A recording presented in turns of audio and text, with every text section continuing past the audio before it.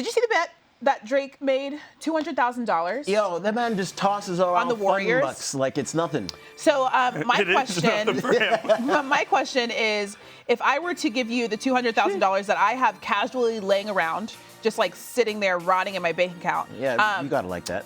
Scooby, would you also put it all on the Warriors?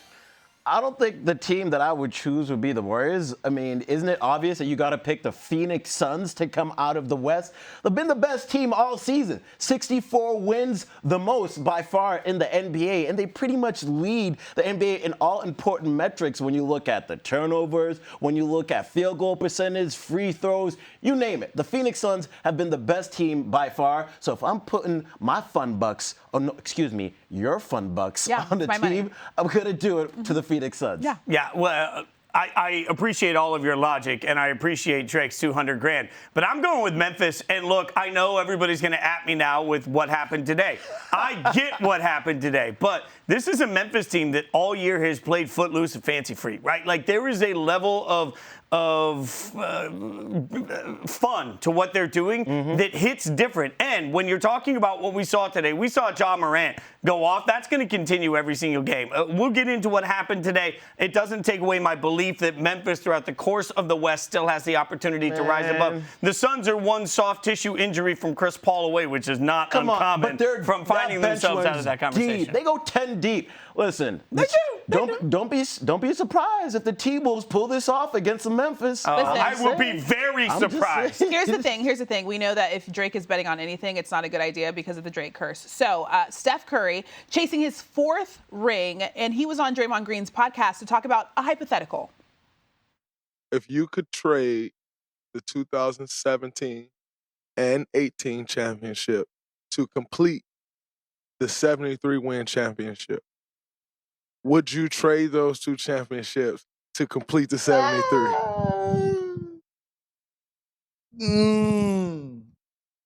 So let me get the resume right. So we'd have 2 chips and a damn near perfect season. Or three chips and a blemish on the season. You see, I didn't want to say it. You see, I blacked out as soon as I had to even acknowledge it. 60. Oh man, I don't even know how to answer that question. I would say no, but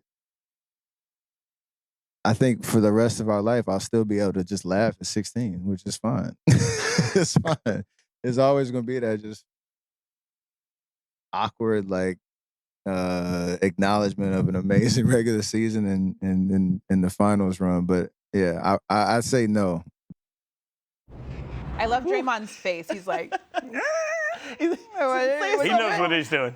Do you guys agree with Steph Curry? Not at all. I don't agree. And look, Steph, who am I to disagree with Steph? The one thing I would say about this is, like, think about the Patriots in the NFL. The year that the Patriots went undefeated in the regular season and lost the Super Bowl, we still talk about that every single time. They had an opportunity to be the greatest NBA team of all time, and they didn't get a championship in that season. I have to believe that there's something to that. Plus, every time for history, there's going to be, like, whoever the Stephen A. is in 30 years that's having a conversation about greatest teams is going to say, yeah, but remember the Warriors didn't win that championship. Like, that's going to be with them forever. So I don't think that season had too much special on the line in my mind. I agree with Steph, and you're talking to a Patriots fan who experienced that undefeated season and watched us crumble in the Super Bowl. But you got to think of something.